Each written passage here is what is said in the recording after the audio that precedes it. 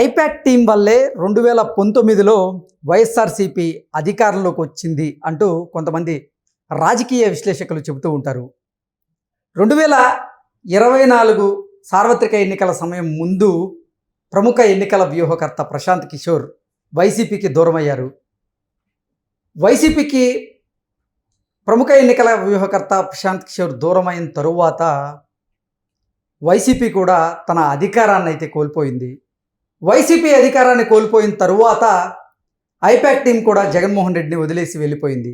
ఈ నేపథ్యంలోనే జగన్మోహన్ రెడ్డి ఇప్పుడు ఒక మాజీ సీఎం యొక్క వ్యూహాన్ని ఫాలో అవుతున్నారు అనేటువంటి వార్తలు ఇప్పుడు సోషల్ మీడియా వేదికగా చక్కర్లు కొడుతున్న నేపథ్యంలో ఆ మాజీ ముఖ్యమంత్రి ఎవరు, ఆ మాజీ ముఖ్యమంత్రి వ్యూహాన్ని ఇప్పుడు జగన్మోహన్ రెడ్డి ఎందుకు ఫాలో అవుతున్నారు అనే దాని మీద మనం విశ్లేషణ చేసుకునేటువంటి ప్రయత్నం చేద్దాం. ప్రస్తుతం మనతో పాటు ఉన్నారు ప్రముఖ సీనియర్ జర్నలిస్ట్ మండవ దుర్గా కుమార్ గారు. సార్తో మాట్లాడదాం. Sir hi sir. నమస్కారం కృష్ణ గారు, మన వీక్షకులు కూడా నమస్కారం. జగన్మోహన్ రెడ్డి ఒక మాజీ ముఖ్యమంత్రి యొక్క వ్యూహాన్ని ఫాలో అవుతున్నారు, అనుసరిస్తున్నారు అనేటువంటి వార్తలు ఇప్పుడు సోషల్ మీడియా వేదికగా చక్కర్లు కొడుతూ ఉంది. ఇంతకీ జగన్మోహన్ రెడ్డి ఏ మాజీ ముఖ్యమంత్రి యొక్క వ్యూహాన్ని ఫాలో అవుతున్నారు, ఎందుకు ఫాలో అవుతున్నారు అంటే ఏం చెప్తారు సార్? ఇప్పుడు ఒక జాతి పక్షులన్నీ ఒక సాటకు చేరతాయి అనేది ఒక ఆంగ్లంలో ఒక సేయింగ్ ఉందండి. అట్లాగే ఇప్పుడు జగన్మోహన్ రెడ్డి గారికి ఆయన భావజాలంతోనూ ఆయన ఆలోచన విధానంతో బాగా కలిసిన వ్యక్తి కేసీఆర్ గారు, తెలంగాణ మాజీ ముఖ్యమంత్రి కేసీఆర్ గారు. ఆయన జాతి పితగా ఒక హోల్డ్ ఉండి తెలంగాణలో ఈయనకన్నా ఇంకొక పదవీ కాలం 5 ఏళ్ళు ఇంకా ఎక్కువ పరిపాలించాడు. 10 ఏళ్ళు ఆయన ఉన్నాడు. ఈయన ఒక్కసారి నాకు అధికారం ఇవ్వండి వచ్చి ఆ అధికారాన్ని ముగించుకున్నాడు. ఈయనకి అన్ని విషయాల్లోనూ గురువు అంటే కేసీఆర్ గారిని చెప్పుకోవాలి. ఆయన ఇప్పటికీ కూడా మక్కి బీఆర్ఎస్ని అనుసరిస్తున్నాడు, ఆచరిస్తున్నాడు.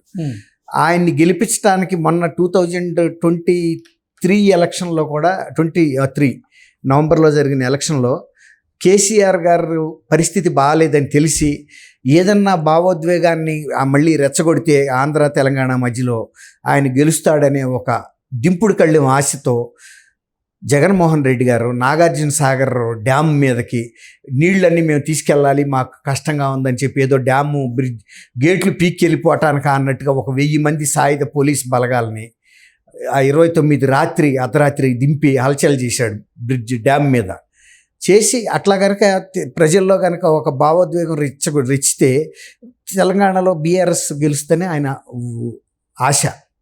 అట్లాగే ఇవాళ బీఆర్ఎస్ వాళ్ళు ఓడిపోయినందుకు బాధపడాల. తండ్రి కొడుకు ఇద్దరు కూడా కేసీఆర్ గారు, కేటీఆర్ గారు ఎక్కువ జగన్మోహన్ రెడ్డి ఎందుకు ఓడిపోయాడు, ఎలా ఓడిపోయాడు, ఎంతో మంచి చేశాడు, పరిపాలించాడు, ఎంతో వెల్ఫేర్ చేసేసాడు. ఆ కేతిరెడ్డి వెంకటరామరెడ్డి కూడా ఓడిపోయాడు కదండి ధర్మవరంలో.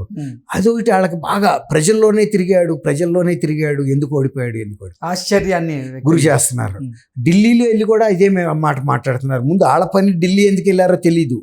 ఒకటేమో వాళ్ళు వెళ్ళిన పని ఏంటంటే బీజేపీ వాళ్ళతో మంత్రాలు సాగిస్తున్నారు, ఇక ఈ పార్టీ నిలబడదు. ఇప్పటికే 6 ఎమ్మెల్యేలు 8 మంది ఎమ్మెల్సీలు దాంట్లోకి వెళ్ళి చేరిపోయారు బీజేపీలోకి, కాంగ్రెస్లోకి. ఇప్పుడు ఇవాళ కూడా షేర్లింగంపల్లి ఎమ్మెల్యే గాంధీ గారు, అరికపూడి గాంధీ గారు చేరాడు. నిన్నేమో ప్రకాష్ గౌడ్ రాజేంద్ర నగర్ ఎమ్మెల్యే చేరాడు. అట్ట పరంపర వెళ్ళిపోతున్నారు. ముందు ఇది బిగించుకోవట్లే వాళ్ళు, ఈ విస్మయంలోనే ఉన్నారు. ఇంకోటి ఏంటంటే వాళ్ళకి ఎందుకు ఓడిపోయాడు అనేది ఒక పక్కన వాళ్ళే చెబుతున్నారు. ఆంధ్రప్రదేశ్లో పేడ ప్రభుత్వం ఉంది, అదేం పరిపాలన సరిలేదు, మంచి రోడ్లు ఉన్నంత వరకు తెలంగాణ ఉంటుంది, అది ఎక్కడైతే గతుకుల రోడ్డు మొదలైందో సింగిల్ రోడ్డు అది ఆంధ్రప్రదేశ్ అని ఆయనే చెప్పాడు కేసీఆర్ గారు ఎన్నికల ప్రచారంలో.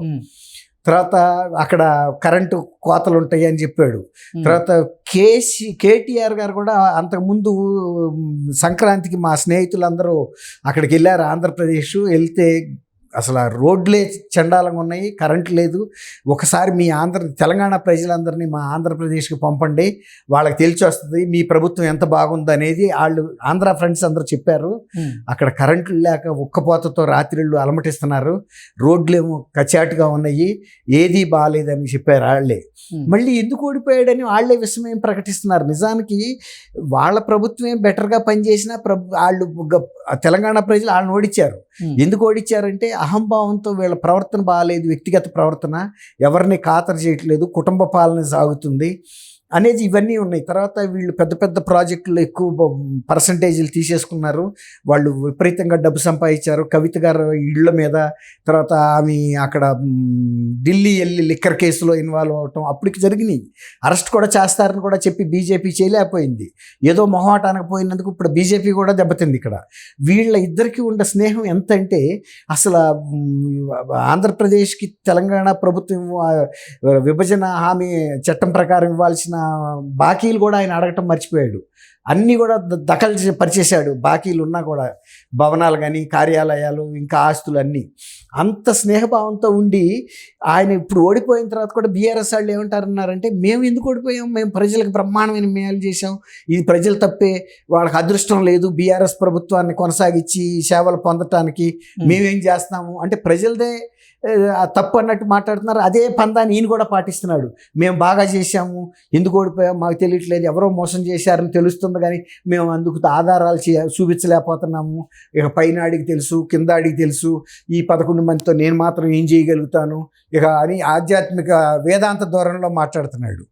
సేమ్ వాళ్ళు ఎట్ట మాట్లాడుతున్నారు అంటే ప్రజలు తప్పే నన్ను ఓడిస్తాం అనుకుంటున్నాడు, కానీ నా వల్ల ఏం తప్పు జరిగింది అనేది ఆత్మ పరిశీలన చేసుకోవటానికి ఆయన తట్టట్లేదు. అది ప్రజల్ని నిందిస్తే ప్రజలు ఎట్లా వాళ్ళు కన్విన్స్ అవుతారు?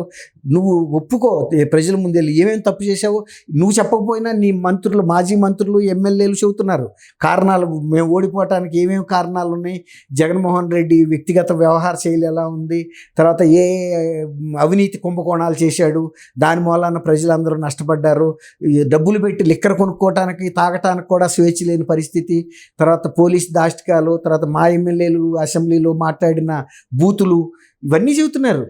తర్వాత ఇసుక కుంభకోణం, ఇసుక మూలాన్ని కూడా ప్రజా జీవితం స్తంభించిపోయింది, చాలా వృత్తులకు పనులు లేక అల్లాడిపోయారు, అన్నా క్యాంటీన్లు తీసాము, ప్రభుత్వంలో జరిగిన లోపాలన్నీ వాళ్ళే ఒకడొకడో ఎకరో పెడుతున్నారు. ఇప్పుడు అట్లాంటప్పుడు ఇంకా నువ్వు చెప్పడానికి తప్పే ఉంది, నువ్వు కూడా చెప్పు జరిగిన తప్పు, నీ నోటప్పుడు కూడా చెప్పడానికి ఎందుకు నువ్వు జంకుతున్నాడో అర్థం కావట్లా. ఓ పక్కన తప్పు చేశారు మా ఎమ్మెల్యేలు అని ఈవీఎంలు పగలగొట్టాడని చెబుతున్నాడు. అది తప్పే అని ఎవరు చేసినా, నా శాసనసభ్యుడు చేస్తే నేనేమి దీన్ని సపోర్ట్ చేయను, ఇవాళ వచ్చింది కూడా నేను ఒక రకంగా తప్పని అక్కడే చెప్పాలి, నేను వచ్చింది కూడా పొరపాటు అనిపిస్తుంది. ఇప్పుడు ఇక్కడ ప్రెస్ కాన్ఫరెన్స్ పెట్టడం, నేను ప్రజల్లోకి వెళ్ళి ప్రెస్ కాన్ఫరెన్స్ పెట్టాలి కానీ జైలు గోడల నీడలో పెట్టడం ఏంటి? నేను మాజీ ముఖ్యమంత్రిని, మరి ఇక్కడ పెట్టాల్సిన పరిస్థితి వచ్చినందుకు నేను సిగ్గుపడుతున్నాను చెప్పాలి కదండి. నువ్వు ప్రజల్లోకి వచ్చి ప్రెస్ కాన్ఫరెన్స్లు పెడితే ప్రజలు కూడా నిన్ను దీవిస్తారు.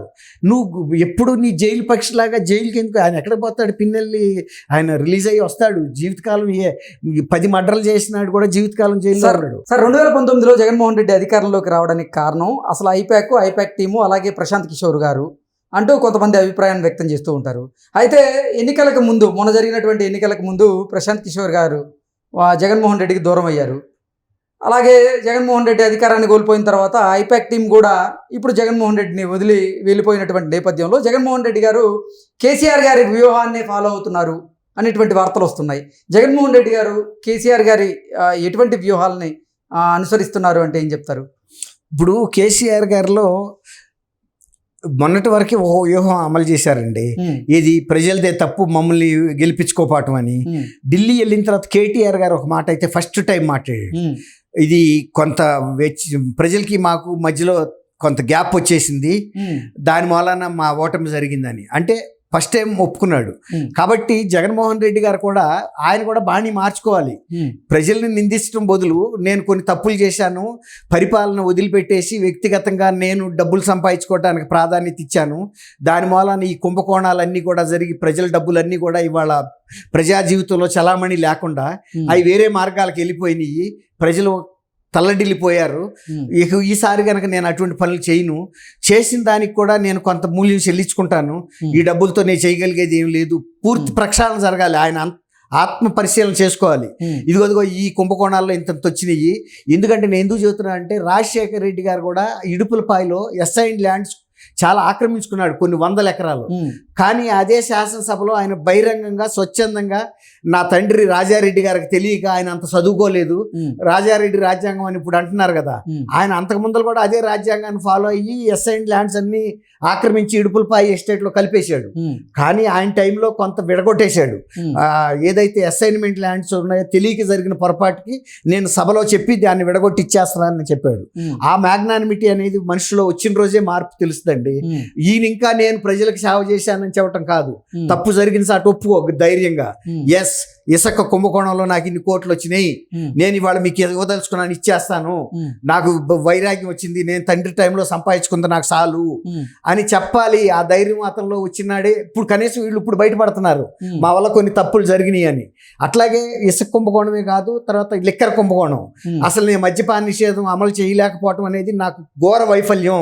నేను బేషరతుగా క్షమాపణ చెబుతున్నాను, బేషరతుగా చెప్పాలి. ఇంతమంది మరణానికి కారకులైనాన్ని యేసుక్రీస్తు కూడా నన్ను క్షమించడు, కానీ నేను మీ ముందు గనక అది ఒప్పుకుంటే దేవుడు ముందు ఒప్పుకున్నట్టే, ప్రజలే నాకు కూడా దేవుళ్ళు, యేసుక్రీస్తు ఎక్కడో లేరు, మీ అందరిలో ఉన్నారు అని ఆయన బయటికి రావాలి. ఇప్పటికైనా ఎంత సంపాదించాడో అంత స్వచ్ఛందంగా నేను ప్రభుత్వ ఖజానాకి ఇచ్చేస్తున్నాను. అప్పుడు మళ్ళీ ఆయనలో ఒక మార్పు వచ్చింది అనుకుంటారు. కానీ ఇలా నంగి మాటలు చెప్పి కనుక చెబితే ఎన్నాళ్ళకి కూడా నమ్మరండి ఆయన్ని. Okay sir, thank you so much. Thank you Krishna గారు, మన వీక్షకులు కూడా నమస్కారం.